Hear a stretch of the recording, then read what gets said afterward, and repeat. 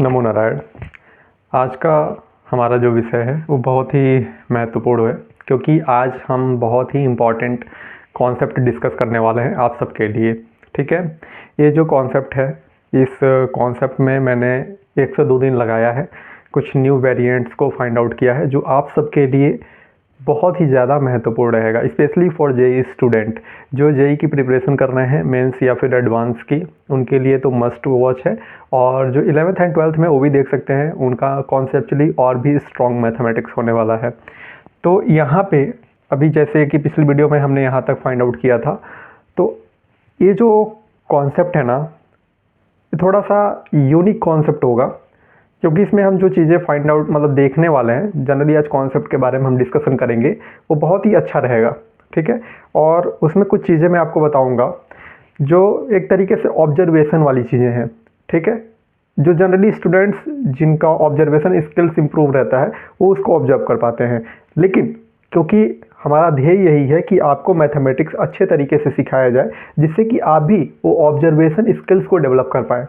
तो आज की इस वीडियो में हम आपको ऑब्जर्वेशन स्किल्स बताने वाले हैं कि किस तरीके से देखकर कैसे पता करना होता है, कैसे ऑब्जर्व करना होता है। तो वीडियो तो बहुत ही अच्छी रहने वाली है, आप सभी जरूर इसको एंड तक देखिएगा। और साथ में एक चीज़ बता देता हूँ, आज जो कॉन्सेप्ट मैं आपको बताने वाला हूँ, इस पे बेस्ड एक सवाल हम कराएंगे जो बहुत ही अच्छे लेवल का सवाल रहेगा। ठीक है, अच्छे लेवल का मतलब ये नहीं होता कि बहुत ही टफ रहेगा, कहने का मतलब ये है कि वो जो सवाल रहेगा उससे सीखने लायक चीज़ें मिलेंगी। और देखिए, मैथमेटिक्स में अगर कोई सवाल से हमें कोई चीज़ सीखने को ना मिले तो फिर उस सवाल के बनने का फ़ायदा क्या है। हर एक सवाल में कुछ ना कुछ चीज़ें हिडन होती हैं, जो छिपी हुई होती हैं, और हमें उसको फाइंड आउट करके अपने जीवन में उसको फिर ग्रहण करना होता है। तो आज भी हमारा जो कॉन्सेप्ट है बहुत ही अच्छा कॉन्सेप्ट है, इसमें कुछ चीज़ें मैं आपको बताऊंगा, उसको ध्यान रखिएगा, और कल इस पर हम प्रैक्टिस भी करेंगे। तो चलिए, without dealing a single second start करते हैं। सबसे पहले मैं इसे रीच करता हूँ।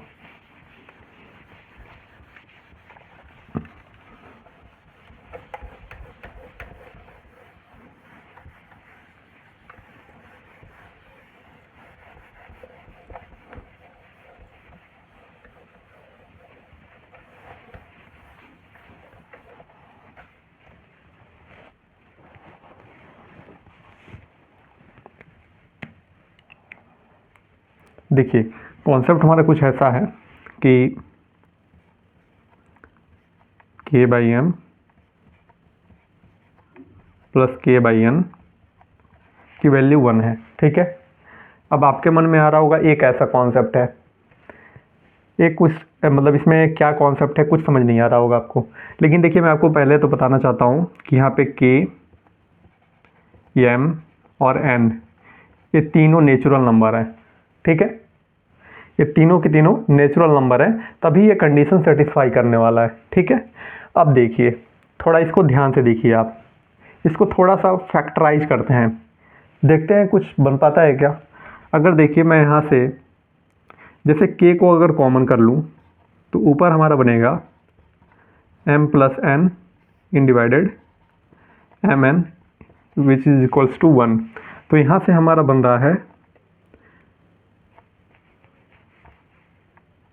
mn minus k times of m plus n is equals to 0। सही है, मैंने क्या किया, इसका क्रॉस मल्टीप्लाई कराया और इस टर्म को उधर भेज दिया, तो ये हमारा क्वांटिटी आ गया। अब इसके बाद देखिए mn minus km minus kn is equals to 0। ठीक है, इसको थोड़ा यहाँ पे करके लिखता हूँ। अब क्या है, मैं यहाँ पे प्लस में k स्क्वायर करूँगा और यहाँ भी प्लस में k स्क्वायर करूँगा। ऐसा मैंने क्यों किया मैं आपको बताऊँगा, लेकिन उससे पहले आप समझिए ऐसा करने से क्या होगा। ऐसा करने से इस क्वांटिटी को अगर देखें आप, दोनों में m कॉमन दिख रहा होगा, तो m को बाहर निकालो, n माइनस के। जब आपको यहाँ पे n माइनस के, तो आपको स्वाभाविक भी यहाँ भी n माइनस के का कुछ फॉर्मेट दिख रहा होगा, तो उसके लिए k को माइनस करना पड़ेगा, बाहर निकालना पड़ेगा, तो n माइनस के यहाँ बनेगा, और इस क्वांटिटी की वैल्यू k स्क्वायर के बराबर होगी। तो एक तरीके से हमने इसको फैक्टर कर लिया, n minus K m minus K is equals to k square. अब इस फॉर्मेट को थोड़ा ध्यान रखने की ज़रूरत है। हमारा कुछ फॉर्मेट ऐसा बना, ठीक है, यानी हमारे पास के स्क्वायर की वैल्यू आ गई, और एक तरीके से के स्क्वायर की वैल्यू एन एम के तीनों में है, ठीक है। तो हम ये तो नहीं बोलेंगे इंडिपेंडेंटली के स्क्वायर की वैल्यू आ गई, लेकिन यहाँ से अगर हमसे पूछ लिया जाए, ठीक है, अगर ये नेचुरल नंबर है तो यम और एन का ऑर्डर क्या होगा, ठीक है, तो उसका ऑर्डर फाइंड करने के लिए हमें या तो यम या तो एन की वैल्यू की रिक्वायरमेंट होगी, ठीक है, जिसकी हेल्प से हम एम और एन का ऑर्डर फाइंड आउट कर पाएंगे, दोनों का ऑर्डर पेयर। तो उसके लिए हमें किसी एक की तो वैल्यू की नीड होगी ना, कि अगर हमारे पास यम हो तभी उस रिलेशन से एन की वैल्यू फाइंड करें। के बेसिकली एक कांस्टेंट है, आप मानकर चलिए, एम और एन के बीच में ऑर्डर पूछ सकता है आपसे, तो के कांस्टेंट है, वो आपको देगा। तो हमने एक जनरल बना दिया, जनरलाइज्ड वर्जन, कुछ इस टाइप का रिलेशन बन गया। अब यहाँ से अगर यम की वैल्यू फाइंड आउट करें तो क्या होगा, तो यम माइनस के बराबर K square divided by N minus K. तो यहाँ से m की जो वैल्यू है के स्क्वायर एन माइनस के प्लस के, तो हमारे पास m की वैल्यू आ गई कुछ ऐसी। तो आप बताइए, अगर आपके पास m की वैल्यू आ गई है, ठीक है, और डिपेंडेंसी आप कुछ इस तरह से देख रहे हैं, n और k की वैल्यू अगर आपको फाइंड होती जाए तो आप m का वैल्यू फाइंड कर लेंगे। तो यहाँ से आपसे सवाल ये पूछा जा सकता है कि ऑर्डर बताओ कितने बनेंगे m और n के when k is equals to 2, k की वैल्यू 2 रख दो, तो उसके बाद m और n के कितने ऑर्डर बनने वाले हैं, इस टाइप से सवाल पूछे जा सकते हैं, ठीक है। तो इस ऑर्डर को फाइंड आउट करने के लिए मैं आपको कुछ चीज़ें बता देता हूँ जो एक कॉन्सेप्ट का हिस्सा है। अब देखिए, आप m का टर्म कुछ ऐसे देख रहे हैं, ठीक है। ऑर्डर फाइंड आउट करने के लिए k की वैल्यू अगर 2 मतलब कुछ भी कांस्टेंट आपको दे दिया, तो उसके बाद ऑर्डर फाइंड आउट करने के लिए इतना काफ़ी नहीं है, आपको और चीज़ें जानने की ज़रूरत है। अब यहाँ से स्टार्ट होता है ऑब्जर्वेशन, ठीक है, जो कि ऑलमोस्ट अगर आउट ऑफ 100 स्टूडेंट हैं तो ईजिली 10 से 15 स्टूडेंट तो ऐसे होंगे जो इसको ऑब्जर्व कर पाएँ, लेकिन करेक्टली 5 से 10 बच्चे ऐसे होंगे जो इसको करेक्टली पूरा अच्छे से सॉल्व कर पाएँ, ठीक है। तो यहाँ पे ऑब्जर्वेशन का बहुत ही की रोल है। तो यहाँ से अब हम बात करने वाले हैं ऑब्जर्वेशन।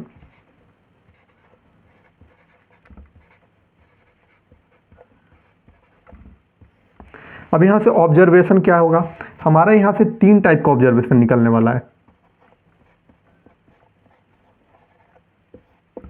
3 टाइप का हम ऑब्जर्वेशन करने वाले हैं, और तीनों टाइप का ऑब्जर्वेशन मैं आपको वेल डिटेल में यहाँ पे क्लियर करने वाला हूँ। तो अब ऑब्जर्वेशन का पार्ट आ चुका है, तो आप बिल्कुल सीरियस हो जाइएगा, अच्छे से सारी चीज़ें देखिएगा। अब देखिए, m को हम फिर से यहाँ पे लिखते हैं, m की वैल्यू को,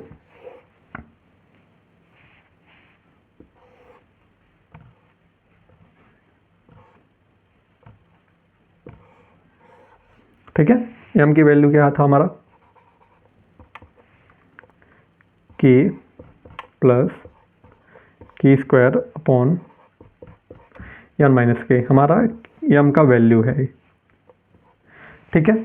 अब ऑब्जर्वेशन में क्या है, हमें ये तो पता है, क्या पता है, m n k ये सभी के सभी नेचुरल नंबर है, ठीक है।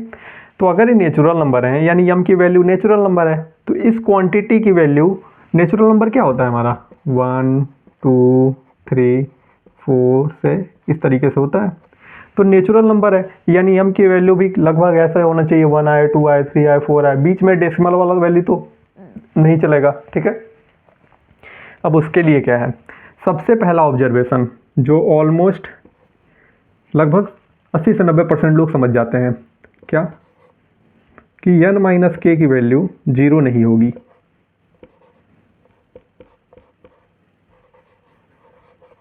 क्यों, क्योंकि अगर इसकी वैल्यू 0 हो गई तो एक क्वांटिटी अनडिफाइंड, के square upon N minus K is undefined, और अगर ये अनडिफाइंड है तो फिर m की वैल्यू कैसे डिफाइन होगी, वो भी तो अनडिफाइंड हो गई। Undefined plus defined is undefined, तो m की वैल्यू भी अनडिफाइंड, यानी वो भी डिफाइन नहीं की जा सकती। तो इसलिए इसको डिफाइन किया गया है, इसको पहले बताया गया है कि ये नेचुरल नंबर्स हैं, ये डिफाइंड क्वांटिटी हमने अभी फाइंड आउट किया। तो इसके लिए एक कंडीशन रिक्वायर्ड है कि n की वैल्यू k एटलीस्ट नहीं होनी चाहिए, ये तो बिल्कुल ही नहीं होगी। तो पहला ऑब्जर्वेशन जो ऑलमोस्ट आप सभी समझ गए होंगे। अब बात करते हैं हमारा दूसरा ऑब्जर्वेशन क्या है, n माइनस के की जो वैल्यू है, ठीक है, वो क्या होना चाहिए? सॉरी, यहाँ पे आप समझिए n माइनस के की वैल्यू ही नहीं, हालांकि उसमें भी हम लिख सकते थे n माइनस के मस्ट बी ग्रेटर देन 0, लेकिन उससे पहले आप ये देखिए कि n की वैल्यू जो है ना वो ग्रेटर देन के होनी चाहिए। ये भी ऑब्जर्वेशन इंपॉर्टेंट है। क्यों इंपॉर्टेंट है? n की वैल्यू अगर k से बड़ा आप नहीं रखते हैं, k कोई आपका 1 2 3 4 में से ही होने वाला है, और n की वैल्यू भी 1 2 3 4 में से ही होने वाला है, मतलब नेचुरल नंबर, और n की वैल्यू अगर k से छोटी हो गई, यानी k की वैल्यू 5 और n की वैल्यू छोटी यानी 4, तो एक क्वांटिटी होगा नेगेटिव, और यहाँ पे नेगेटिव, तो ये भी पॉसिबिलिटी है कि m जो है वो नेगेटिव हो जाए। और मैं ये भी कह रहा हूँ, ये भी पॉसिबिलिटी है कि ना हो, लेकिन पॉसिबिलिटी तो है ना कि नेगेटिव हो जाए। तो अगर ये नेगेटिव हो जाए क्वांटिटी पूरा, मतलब ये जो क्वांटिटी है इससे मैग्नीट्यूड वाइज बड़ी हो, मैग्नीट्यूड वाइज इससे बड़ी हो, तो ऑटोमेटिकली, क्योंकि नेगेटिव साइन है तो बड़ा क्वांटिटी है मैग्नीट्यूड वाइज, तो एक क्वांटिटी पूरा नेगेटिव हो जाएगा। और ऐसा भी है कि अगर मैग्नीट्यूड वाइज कम हो तो बड़े में से छोटा माइनस हो जाएगा तो पॉजिटिव ही होगा, लेकिन छोटे में से बड़ा माइनस होगा तो नेगेटिव ही होगा। तो दोनों पॉसिबिलिटीज़ हैं। तो n की वैल्यू अगर पॉजिटिव नहीं रखें तो हो सकता है कि m की वैल्यू नेगेटिव आ जाए, और जब m की वैल्यू नेगेटिव आ जाएगी तो हमारा फिर कंडीशन ही तो ख़राब हो गया ना। हमने पहले ही बोल रखा है नेचुरल नंबर है, और नेचुरल नंबर नेगेटिव तो होते नहीं। तो इसलिए n की वैल्यू को मस्ट ग्रेटर देन k होना चाहिए, कि इसकी वैल्यू एटलीस्ट k तो होगी ही नहीं, और k से बड़ी ही होगी, छोटी नहीं होगी, क्योंकि छोटी लेने में हो सकता है कि नेगेटिव आ जाए, पॉसिबिलिटीज़ हैं। तो इसलिए दूसरा ऑब्जर्वेशन है जो मुझे लगता है कि अब आपको समझ में आ गया होगा। ठीक है, अब हमारा आता है तीसरा ऑब्जर्वेशन। तीसरा ऑब्जर्वेशन जो कि बहुत ही अच्छा ऑब्जर्वेशन है, उसको समझिए। तीसरा ऑब्जर्वेशन मैं इधर बताऊं क्या?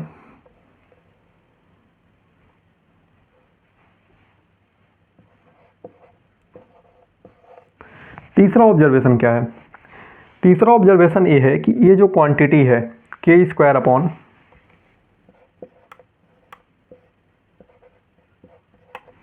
ये जो क्वांटिटी है k square upon n minus के, ये क्या होनी चाहिए? इसको नेचुरल नंबर होना पड़ेगा। और हालांकि अगर ये नहीं भी लिखा जाए ना तो कोई ज़्यादा फर्क नहीं पड़ने वाला। क्यों? क्योंकि k भी हमारा नेचुरल नंबर, हमारा n भी नेचुरल नंबर, k भी नेचुरल नंबर। तो अगर ये नेचुरल नंबर है तो डिवीजन भी करने पर नेचुरल नंबर आएगा, और यही मैक्सिमम लोग मात खा जाते हैं। यहाँ पे जब आप डिवीजन करेंगे, ठीक है, it may be k square की वैल्यू 9 आ गए, और n माइनस के की जो वैल्यू है वो आ जाए 4। अब आप डिवाइड करो 9/4। क्या ये नेचुरल नंबर होगा? बिल्कुल नहीं होगा। नेचुरल नंबर हो सकता है, डेसिमल में आने वाला है, तो नेचुरल नंबर नहीं होगा। तो इसलिए कुछ लोग को शायद मन में ये आया होगा कि अगर ये नेचुरल नंबर, ये भी नेचुरल नंबर, नेचुरल में से नेचुरल माइनस किया तो नेचुरल ही आएगा। जैसे कि 3 में से 2 माइनस किया, नेचुरल में से नेचुरल माइनस किया, तो हमारा 1 आया आंसर। तो यहाँ भी नेचुरल ही आएगा। तो सही बात है आपका, यहाँ भी नेचुरल आने वाला है, यहाँ भी नेचुरल आने वाला है, लेकिन हो सकता है एक हमारा ऑड एक इवन आ जाए, तो फिर डेसिमल में भी तो वैल्यू आ सकता है ना। लेकिन चाहिए क्या? चाहिए क्या? नेचुरल, क्योंकि natural number plus natural number तभी तो नेचुरल नंबर होगा ना।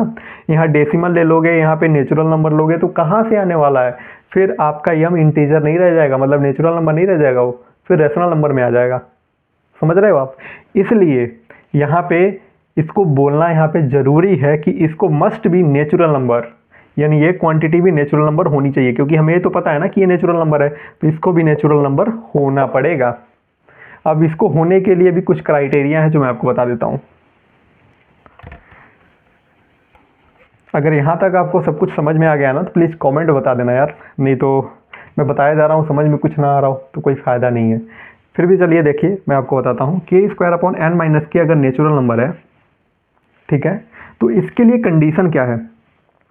नेचुरल नंबर होने के लिए कंडीशन क्या है? यहाँ पे n माइनस के की जो वैल्यू है ना वो या तो छोटी हो या तो बराबर हो k स्क्वायर के। देखिए, अगर n माइनस के की वैल्यू k स्क्वायर के बराबर होगा तो 1 वैल्यू आ जाएगा। दोनों क्वांटिटी सेम हो गए, अगर k स्क्वायर हो गया k स्क्वायर तो वैल्यू 1। अगर इसकी वैल्यू इससे छोटी रही, k स्क्वायर से छोटी रही, डिनोमिनेटर छोटा रहा और न्यूमरेटर बड़ा है, तो वैल्यू पॉजिटिव ही आएगा, और ग्रेटर देन 1 आएगा, ठीक है। और क्योंकि ये नेचुरल नंबर है तो इससे डिवाइड होगा, ठीक है। तो यहाँ पे अगर के स्क्वायर से छोटा वैल्यू लेंगे तो वैल्यू पॉजिटिव ही आने वाला है मैग्नीट्यूड वाइज। तो यहाँ पे अगर हम इसकी वैल्यू ग्रेटर देन के स्क्वायर ले लेते हैं तो फिर ये क्वांटिटी डेसिमल में आ जाएगा। अगर n माइनस के को हम लेस देन ना लेकर ग्रेटर देन ले लें तो ग्रेटर देन लेते ही ये क्वांटिटी के स्क्वायर से बड़ी हो गई, और के स्क्वायर से बड़ी अगर डिनोमिनेटर में आ जाए तो क्वांटिटी मतलब ऊपर ऊपर 5, जैसे कि मान लो ऊपर आ गया 5 और नीचे आ गया 4, तो ये क्वांटिटी तो चल जाएगा ना। लेकिन अगर ऊपर आ गया 5 और नीचे आ गया 6, इसको डिवाइड करोगे तो पॉइंट में ही तो आंसर आने वाला है। तो फिर डेसिमल में आ गया, और डेसिमल में आते ही नेचुरल नंबर रहेगा नहीं। तो नेचुरल नंबर होने के लिए n माइनस के की वैल्यू जो है वो के स्क्वायर एटलीस्ट हो जाए या फिर उससे छोटी रहे तो चल सकता है, ठीक है। इवन ये भी है, अब आप कुछ लोग ऐसा बोल सकते हैं कि यहाँ भी तो हो सकता है कि वो नेचुरल नंबर ना आए, ठीक है, मानते हैं आपकी बात। लेकिन अगर बड़ा ले लेते हो तो उसमें तो पूरा चांसेस नहीं है, इसमें तो एटलीस्ट चांस है ना। हो सकता है कि यहाँ पे 10 आ जाए तो यहाँ 5 आ जाए, तो चांसेस है ना, क्योंकि इसको बड़ा लिया इसको छोटा लिया, तो यहाँ चांसेस है, वहाँ तो चांसेस ही नहीं है। अगर ग्रेटर देन ले लेते हैं, अगर यहाँ पे n माइनस के की वैल्यू ग्रेटर देन ले लेते हैं तो फिर यहाँ तो चांसेस ही नहीं है ना। यहाँ पे 10 और यहाँ पे 5, यानी 5/10, तो फिर ये तो निगेटिव ही होना है। लेकिन अगर हम उसको बड़ा लेते हैं तो यहाँ पे 10/5, ये तो चल जाएगा ना, यहाँ पे 2 आ जाएगा। यानी न्यूमरेटर को अगर ग्रेटर लेंगे डिनोमिनेटर से तो चांसेस हैं, लेकिन अगर न्यूमरेटर को ही छोटा ले लें डिनोमिनेटर को बड़ा ले लें तो फिर तो डेसिमल आने के फुल्ली चांसेस हैं, ठीक है। और यहाँ तो एटलीस्ट हमारे पास चांसेस तो है ना, भले ही कम हो 50% ही हो, लेकिन चांसेस तो हैं, तो हमें लेना ही पड़ेगा। आई होप अब तो क्लियर हो गया होगा, अच्छे से मैंने बताया आपको। तो फिर यहाँ से हम देख सकते हैं कि n की जो वैल्यू है लेस देन इक्वल टू के स्क्वायर प्लस के, तो यहाँ से हमारा n की वैल्यू मतलब जो है के स्क्वायर प्लस के से छोटी या तो बराबर होनी चाहिए, ठीक है। और n की वैल्यू के से बड़ा भी होना चाहिए, और n की वैल्यू के बिल्कुल नहीं होना चाहिए। तो इन सबको अगर मिला दिया जाए, ठीक है,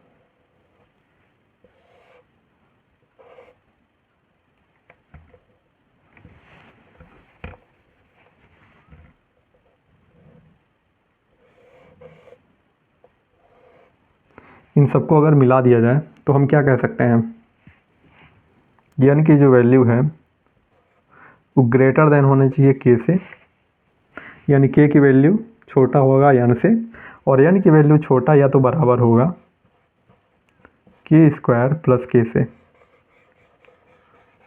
ये इसका रिजल्ट है, ठीक है। और आपको पता ही है n और k और m ये तीनों नेचुरल नंबर है।